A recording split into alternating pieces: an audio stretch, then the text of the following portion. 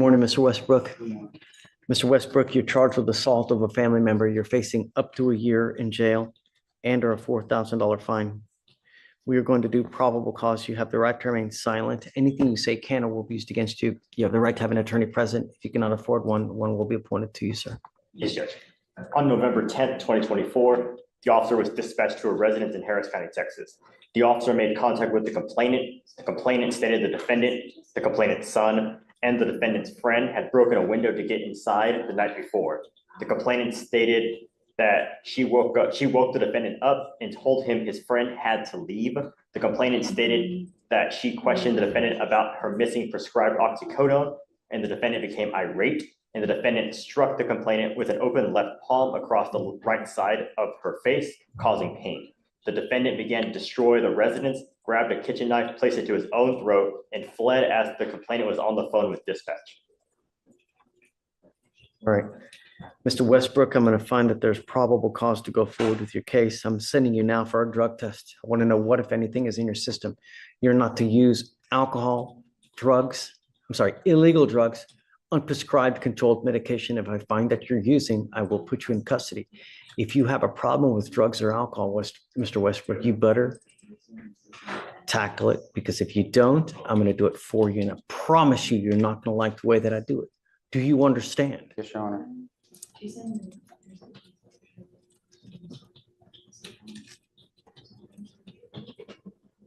It's now, 12:10. All my lawyers are gone and I need to get the results back, but it's not going to be. So we need to roll this case to either, tomorrow, Friday, come back and we can finish what we're doing. Now it's just too late for us to get the results and finish everything up. I'll let you pick whatever day you want to come back, but we have to come back and finish.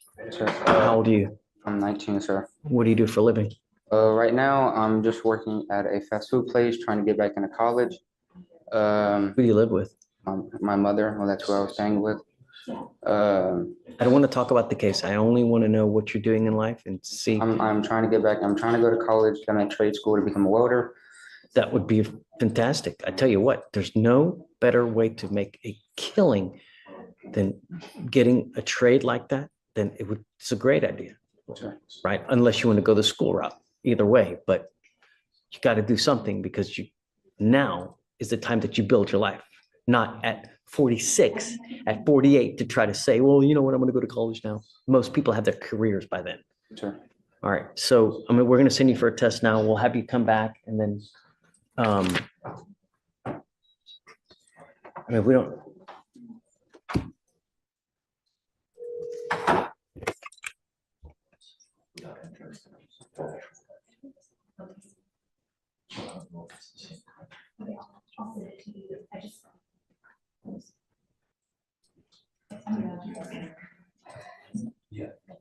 Mm-hmm. Mm-hmm. Yeah. Yeah. Do you know the complaining witness? Have you guys reached out to this person? No, Your Honor. What is the relation? The relationship, the defendant's her son. That's the mother, Your Honor. The complainant. So the complaining witness in this case is mom. Mom. Yes, Your Honor.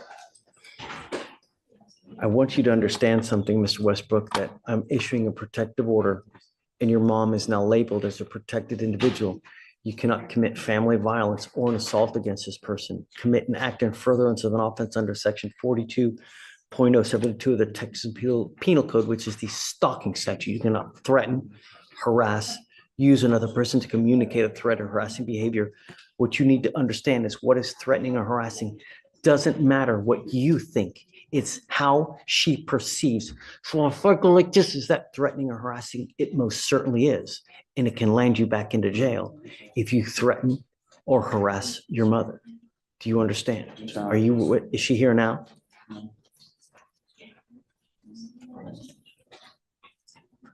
want to send her right now. So what we'll do is,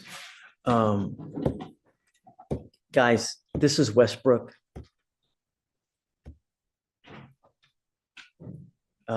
We've got mom as a CW. Yeah, or I guess let me give you the cost number. You're right. I'm sorry.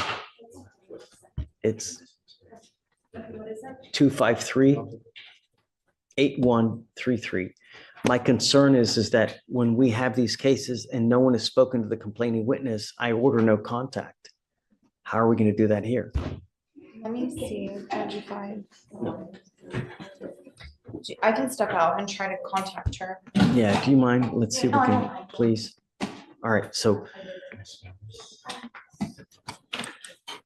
let me impart to you one more thing, Mr. Westbrook. You got out of jail because we gave you a free bond. When we revoke bonds, we normally set them in around 5, maybe 10,000, maybe 15, depending on what happened. If you don't have anyone to pony up that kind of money, you will be stuck in custody until these cases are over with. So when you're out there in the free world, think before you act, think before you speak, because it may be very well. Do you understand me? Your Honor. Okay. What did you want to say? I don't want to talk about the case. I'm not. I was requesting, is it okay if I check myself into the mental hospital? It's not involved the case, but that's where I was supposed to go. My mother had called my shrink, and she told my mother to call the police to take me to the Cypress Creek Hospital. And they told me they were taking me there. How did you get here today? Your mom didn't take you? How'd you get here? My friend took me. And because I was gonna sign myself into the mental hospital, I Someone now, please. called up here and they told me, well, that you shouldn't be. Let's do this. Let's do this because I don't want you to say too much, because you never know what you're gonna say that's gonna end up hurting you. I do, above all else, want to get a test today because I want to know what, if anything, is in your system. Yes, Your Honor. I want to do that. If you fail to go test, if you fail to, I'm going to revoke your bond. I want you to know that. I just want to know what's in your system. And no more dope. It could be very well affecting your life in more ways than you know. When you take, do you take medication prescribed by a doctor? And that's what we're working on. Okay. You got to find something if that's what they prescribe. You got to also have to understand that it may take a while to find something for you to get used to that. When you start taking these psychotropic medications, you may take one and there's a side effect that doesn't agree with you. So you move on to the next one. It may take a couple days, but you got to just wait, find the one that agrees with you, but give it time and be patient because it affects everyone in different ways. So if you find that you're agitated, that you find yourself angry, just time out, relax. It's never the end of the world. Anything can always be resolved with time, love, care. So just take that. Your Honor. I'm going to appoint your lawyer. I'm going to see if we can get you one here real quick. Okay.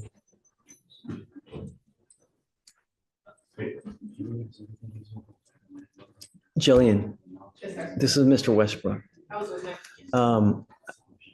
We're going to have him just sign conditions. We'll send him for a test now. They're reaching out to mom. Mom's a complaining witness. He's thinking about checking into a hospital. If you feel that that's something that you like to do, great. That's a good thing. Just want to get help. It's anytime you try to help yourself like that, that's great. And I'm proud of you for doing it because not many people realize that, hey, I may need this kind of help. And we're support you. Anything you need, we're there to help. I can't give you a ride, but do you have a ride here now? Yes, sir. Okay.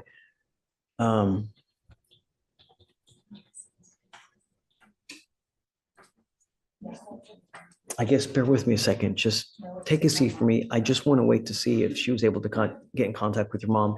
Once we do, I'll bring you back up. We can talk. Okay. Thank you, Mr. Westbrook. And good job for coming, huh?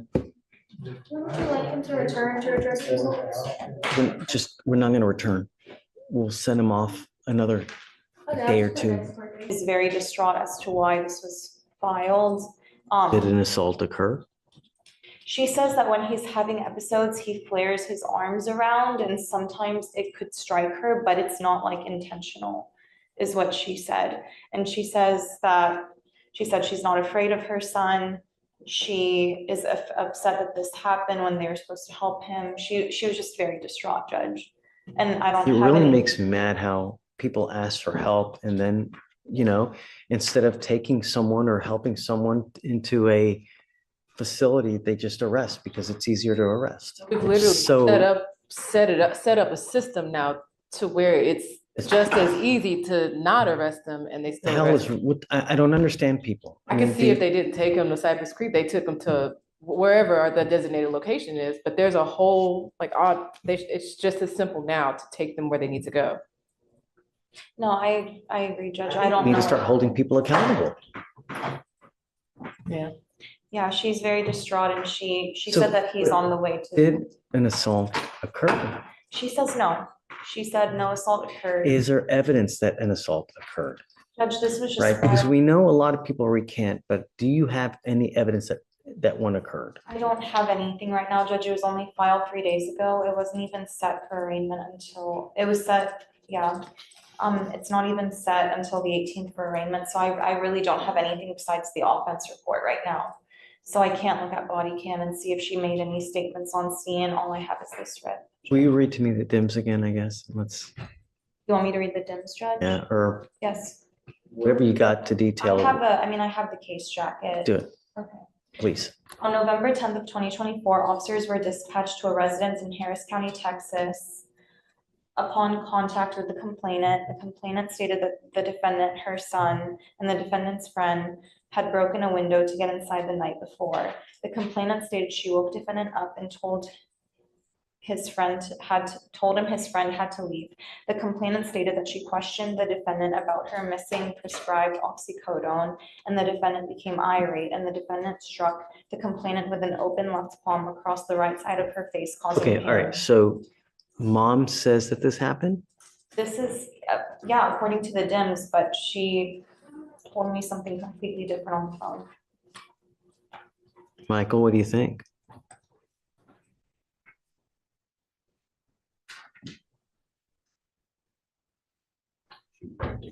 She's recanted, yes. Is this a bond? Are you approaching on bond condition? No, No, Okay, PC? just on PC. PC. Ultimately, what's happening is she called the police in an effort to get mental health help. But what ended up happening is they just took him to jail. Now, she allegedly does say that assaultive behavior did occur, but now she's saying something completely different. What's right? Yeah, Judge, I mean, what they do this all the time. They say what actually happened to the police, and then they'll recant the second someone goes to jail. They want them out of the house to be safe because they're in danger at the time. And then when they realize the person actually went to jail and is being held accountable, they call us and tell us, well, nothing happened. I think at this point. I mean, we I know take that. some time to watch the body cam and listen to the 911, but I think what she said at the scene is what we need to go off of based on PC. And what she's saying to us in the RIP call, we need to evaluate the case at that point. But what's in the offense report, what she told police at the scene, should judge how we evaluate PC for now. Do you want and I was gonna say, I would disagree. It's not your run of the mill recanting, because the first phone call that was made was to his psychiatrist. And the psychiatrist says, call the police so they can transfer him to the mental health hospital. And so that's what she did based on the advice of his doctor. And so That's according to what she told me, Judge, that she called the shrink. Well, she called the person a shrink. So I don't know if it was a therapist or a psychiatrist, which is why I'm saying shrink. She told me that she called them first, but again, that's going off of her word. And if she's recanting now, I don't know how much. I think that for now, I'm gonna find it, okay? But I guess, Judge, in lieu of any drug testing right now, I mean, he can go today, but as far as like resetting him for tomorrow or Friday, he is come up, supposed to Mr. Westbrook. he is supposed to be checking in today, as was the plan last week. Is that okay with the court? I'll get the proof that he's checked in. They've got a bed ready for him, and he's supposed to be going in today to the hospital. Will you, I'd like to test you real quick because I just want to know what's in your system. Will you go to the hospital afterwards? I think it may be a good idea, you know? Your life is valuable. You have only one. When you take a catastrophic move where you harm It's something, it's not like Target, you can return it. You can't, there's some things that you just can't come back from. If you have patience, then anything can be achieved. So don't make rash decisions. Take time, take care. We're here to help you as well. I want to help you. The goal for us is to have you leave better than you came. And if you give us time and be patient, we can help you with that. I have all kinds of resources, have all kinds of things at our disposal to help you. All you have to do are two things: come back and stay in touch with Jillian. She's great. She will help you with whatever you need. She has a direct line to me that she can always call me. If you need anything, we have resources to help you out, but you got to stay in touch with us. And I think that that's a good call. If you make it down there, let me test you real quick. I'm not going to have you come back. Just go directly there to the Cypress place right after. As long as we know that you're there, I'm not going to revoke your bond. We will let you just take time that you need to go do what you need to do. But I got to know that you're there. Sure. If I don't know that you're there and I think you're out monkey business and not doing what you're supposed to be doing, I'll issue a warrant. I don't want to have to do that. So just please stay in contact with us. Do what you say you're going to do, and good things are going to happen. I promise. Sure. You can always get a hold of us. If you ever need anything, just come back here as well. We're always willing to help you with whatever you need. Do you have any questions? Okay. Let's set it off a week. I don't want to do a long one just to make sure that we stay kind of close with Mr. Westbrook. You know, she'll give you her number so that you can always get a hold of her. Okay. All right. But we'll also take care of costs. You won't have to pay for anything. So don't worry about the money. All you got to do is show up and stay in touch with Jillian.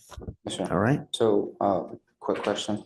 When I do get out the hospital, just let her know that I am getting out the hospital, correct? So what happens is usually when you check in, we'll get a rough kind of figure for how long you'll be there. I don't know. It could be a day, it could be 2 days.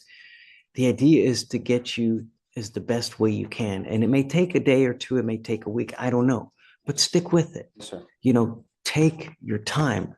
Rome wasn't built in a day, as the saying goes. It takes time. And if you've got the patience, you got the love, you got the want, anything can happen, you know, here soon. And I also have resources to get you on track to help you with welding if you want it. I know people and I'll help you out with it. If you help me with yourself, I will help you with the job aspect afterwards. I promise. Sure. You know? Okay? Sure.